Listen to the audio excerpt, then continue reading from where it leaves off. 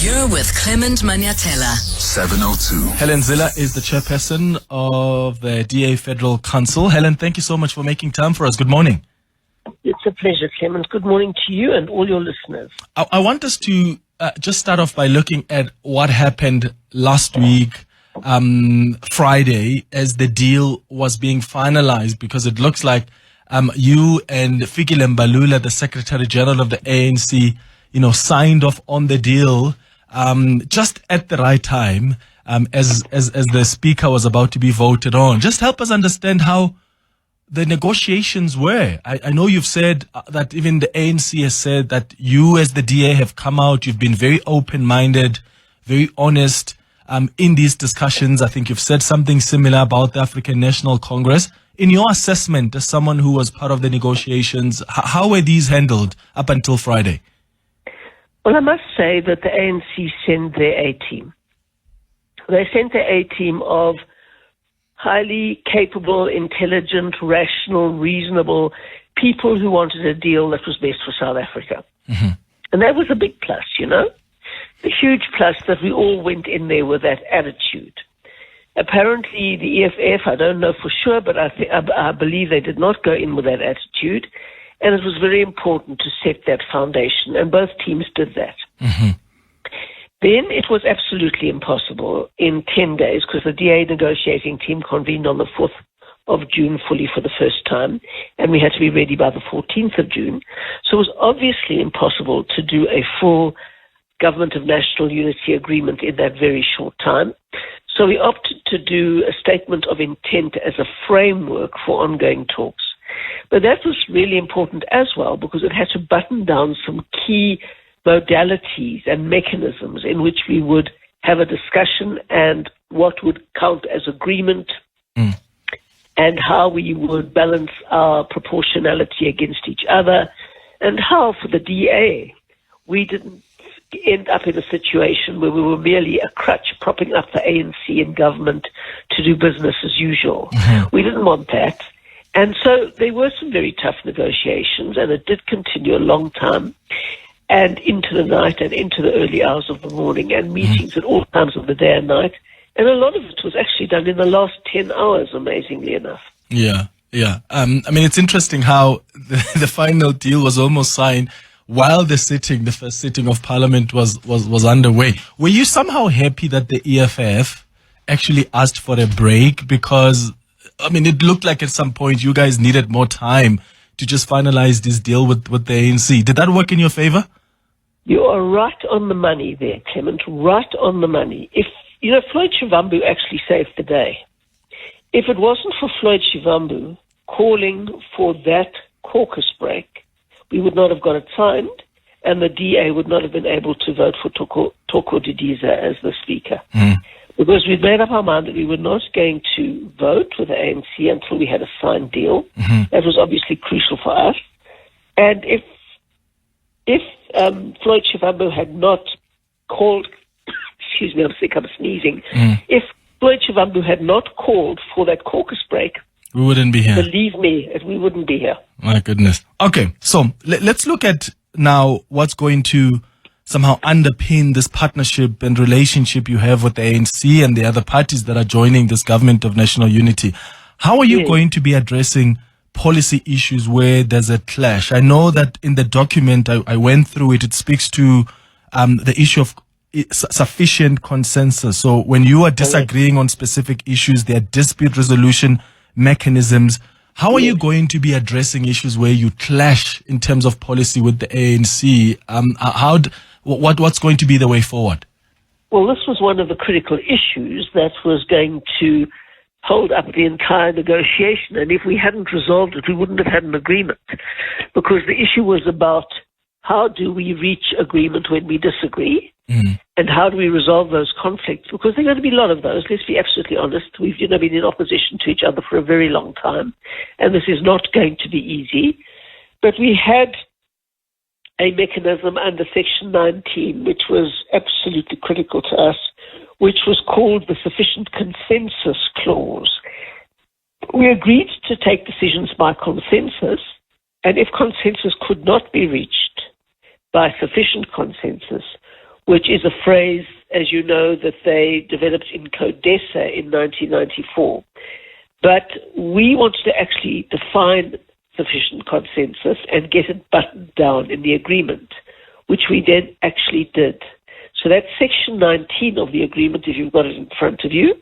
And you will see there that it says that sufficient consensus happens, and I'm not quoting it directly because I don't have it in front of me, but sufficient consensus happens when everybody's had a chance to voice their opinions on something, when we've certainly tried to reach full consensus, and where this has not been possible, sufficient consensus is where the parties making up 60% of the government of national unity agree to an issue, and those who disagree have the opportunity to have their opposition recorded. Yeah. What that means is that you always have to agree in some way with the African National Congress, because they hold 40%, you hold about 20%. So there's no way that the ANC can pass anything without you giving it the nod with that 20%, because it's this consensus speaks to 60%.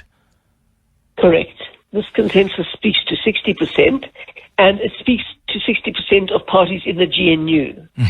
So the ANC cannot, for example, go with the EFF and with MK to get that 60%. So let's talk about some of the issues that, and I want to give the listeners an opportunity here to also just ask their questions about the modalities of this government of national unity. But one of the questions I have is, and I asked Solly Malatsi, your spokesperson, this question about a week ago, that at some point as the DA, this is similar for the ANC as well. You've got to be able to compromise on certain things. That's what negotiations are about. You don't get what you want. You don't have overwhelming majority. The ANC can't think they're just suddenly going to do everything in their manifesto. They don't have the mandate from the people to do that. So you've got to be able to compromise on certain things. As the DA, are you willing to help pass in cabinet some of the resolutions that the ANC will be putting forward in order to see the implementation of the national health insurance? Well, there are some positive elements about that, but what is very bad about that, and what we feel very strongly about, is that people must have the option and the choice to have their private medical aid. You will know that President Ramaphosa signed the NHI into law the week before the election. And that was one of the catalytic factors that caused the ANC support to drop so spectacularly. Because there's a huge black middle class now. It's much, much bigger than the white middle class, as it should be in a country of our demographics. And many, many people who support the ANC have got private medical aid. And they suddenly saw the prospect of those vanishing before their eyes. And they said, no way. And that was also why the ANC lost such a lot of support in the last minute. The signing of that bill into law was not a good idea for President Ramaphosa. In fact, it was a very bad idea, and it did not bode well for their electoral prospects.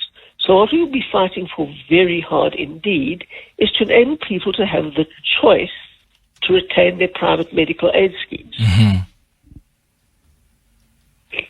Okay, so what would be your position then? Would you be able to say to the ANC, okay, let's find a way to somehow remodify this in a way that satisfies both of us? Okay. Absolutely. I mean, that's what you have to do. You have to sit there and you have to say, look, we cannot sell this at all because it is going to mean we will bankrupt the country. We haven't got public health facilities that can cope with this.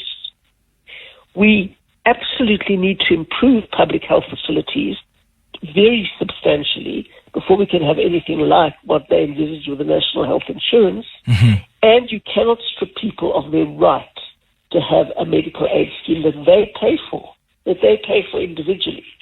So I think that all of those things we would very much fight for, because we, A, think it's people's constitutional rights, and B, we don't think the country's prepared for it, because in many provinces, except the Western Cape, the health system won't be able to cope with what national health insurance envisages. And because it'll bankrupt the country. You don't want that. And we can see it coming. We've modeled the whole thing. What about government's approach on the war in the Middle East, especially when it comes to the case in the International Court of Justice. As the Democratic Alliance, is that an approach that you are willing to back as well? Not that now that you are governing with the ANC, their approach in the last administration was quite clear, categorically clear on where they stand as a government on the war in the Middle East. Well, we haven't made foreign policy the deciding issue in this election. You know, whatever South Africa does or says about the war in the Middle East is not going to change that situation. Our mission is to rescue South Africa. It is a hard enough task.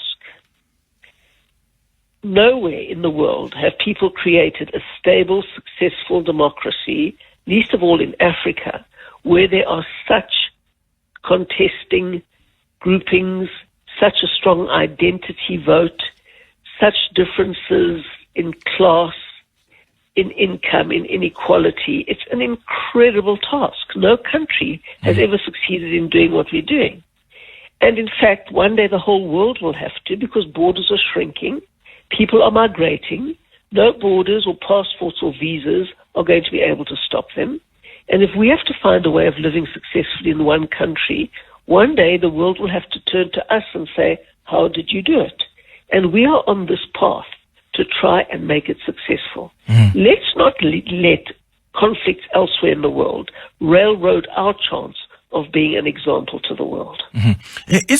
Will you be looking at ways to make this agreement with the ANC somehow legally binding, to avoid a situation where even at local government people can, step in and out of these coalition agreements?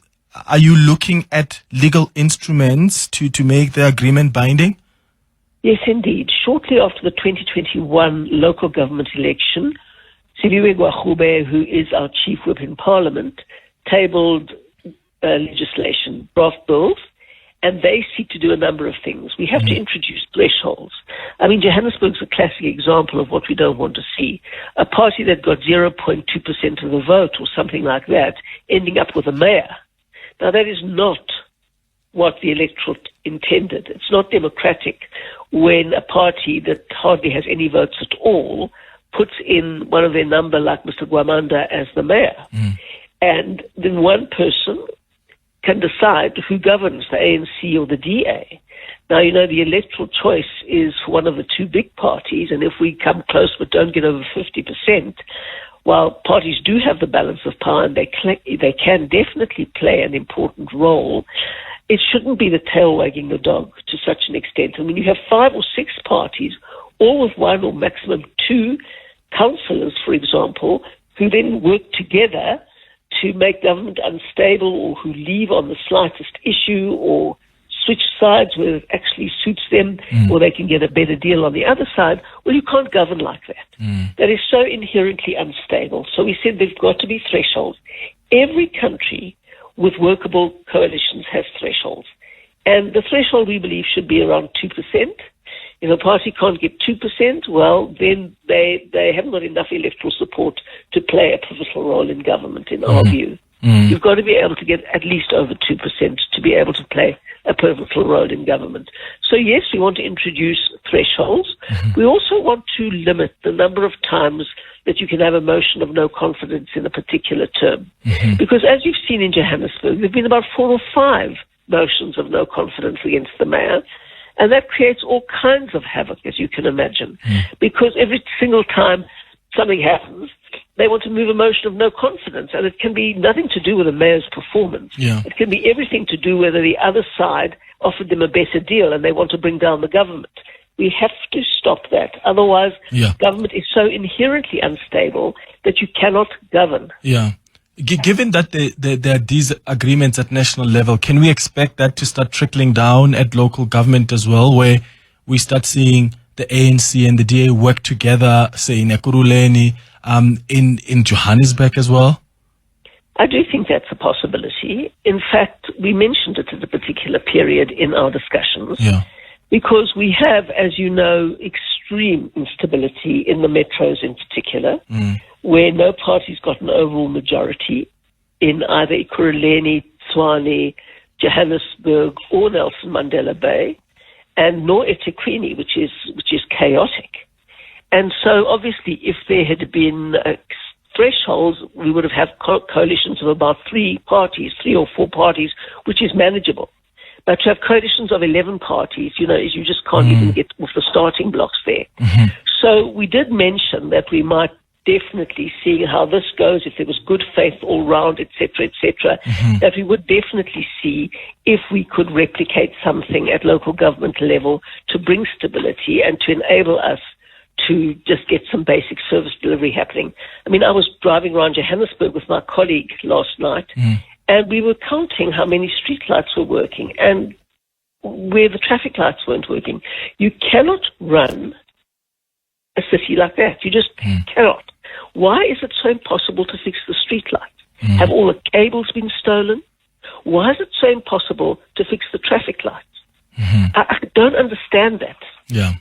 Okay, so before we wrap up, I want to give the listeners an opportunity to ask some questions. I've got a question now from, who's this now? It says, good morning, Clement. And may you please pose for me these questions to Helen Zille. The first one is, will the DA support the impeachment of President Cyril Ramaphosa on the Phala Phala matter if this issue is resuscitated in Parliament? Well, we will only support the impeachment if the evidence suggests that there should be an impeachment, but I don't think we are now in a position, given the fact that we have signed a statement of intent, to start impeaching a president we've just voted for. That was the agreement we've made. We haven't said in future that we will never, ever do anything, but we will not support a motion of no confidence in the president, because that was part of the agreement. We said we will not support a motion of no confidence in him, and that is definitely part of the agreement. But if any evidence emerges of criminal wrongdoing or something like that, we would have to take a look at the issues and deal with them inside the government of national unity, no question. Yeah. We cannot be held hostage, but we have voted for Cyril Ramaphosa, and we've agreed that we won't make the government unstable by voting votes of no confidence in each other all the time. Yeah. Next question is, as the DA, obviously it's the prerogative of the president when it comes to the constitution of cabinet, but of course there must be some kind of consultation. But as the DA, what are the ministries you think you can make the most meaningful impact in when you are part of government? What are you looking at? Cyril, Cyril. Clement, I can't dare to say, because if I say, the president won't give them to us. I've just got to be very careful, Yeah. Obviously, there are some fantastic ministries that we think we could make a big impact in to advance our manifesto and our promise to the voters. We'd very much like to have those. But this is a matter for discussion between our leader, John Steenhuisen, and the president. Okay, but how many posts are you looking at? Would you be happy with 4 as the DA, 5? No, well, we had a clause 16 in the agreement, which talks about broad proportionality, right? It doesn't use those exact words anymore because in the last minute we were going backwards and forwards, but the president is bound to take seriously the outcome of the election and the proportionality between different parties in the outcome of the election while constituting his cabinet. Okay. And then another question here from Heitzani says, hi Clement, please can you ask about the deputy presidency? Did the DA, are they hoping that the president may announce a deputy president from the Democratic Alliance? We did not push for the deputy president. We would rather have delivery portfolios. Okay. Kustas, you calling us from Midrand. What's your question for Helen? Yes, good morning, Clement. Here's my question to Gogo Zille. Are they looking to make sure that the president get rid of some of the departments that are in his office? That super presidency is not conducive just for our country. Are they going to put maybe legislation that in the future no president can take so many departments and hog him in his presidency? But also, are they looking at make sure that there is a committee from Parliament that is an oversight on what he does? Thank you. Thank you, Kustas. Helen? Well, we certainly, in the Western Cape government, when we were in government there, we had a committee to oversee the Premier. And that is very important. We think it's very good. And I had to appear before that oversight committee on a regular basis and answer very tough questions. And they gave me no rest, actually, which was their job. Parliament is do the oversight over the executive. So I personally would support that, but I'm not a member of parliament anymore, so I can't do anything to impact that. My role is to make sure that the Democratic Alliance as a party runs smoothly. There will probably be a minister in the presidency. It makes all kinds of sense to have a minister in the presidency. And in fact, I think it's a constitutional position, yes it is, to have a leader of government business. And that is a crucial role that obviously it would be appropriate for the Democratic Alliance to play. So what, the minister in the presidency? Yes, it would be very appropriate for the DA to have a minister in the presidency if we're not going for the president or the deputy president. And you'd put forward John Steenhuisen if that was to be given to you? Well, it would depend on what role John Steenhuisen thought he could best fulfill, but it would make sense. Okay. It would make sense. All right. Let's take two quick WhatsApp voice notes of questions. And can you just please ask Helen, what are the 5 priorities that they are focusing to try to address the issues that are basic needs for the people of this country, bread and butter issues that people are being calling for? What are those things that they really is their main focus to start with, Mushere Bai? Good morning, Clement. Clement, I would like to know from Helen, how are they going to vote if it happens that the president is being impeached? Since the EFF has raised that, how are they going to vote as a DA if it happens that the president is being impeached? It's possible. All right. Yeah, Helen has already responded to that second question. Helen, the first one is about the key priorities for this government of national unity. Well, the DA's key priorities were very clearly set out in our manifesto. Number one, capital letters, grow the economy and create jobs. Our single greatest challenge in South Africa is unemployment and the number of people who don't have jobs. And you don't create jobs without a growing economy. And you don't grow an economy without investment. And you don't have investment if there isn't confidence in the government. So number one, grow the economy and create jobs. Secondly, end load shedding, electricity load shedding, and water shedding. You've got to have a country in which people know that clean water will come out of their taps when they switch it on, whenever they need to, unless there's notification that a fault has to be rectified. They have to be confident that they will switch on their taps and clean water will come out, which isn't the case in large parts of Johannesburg.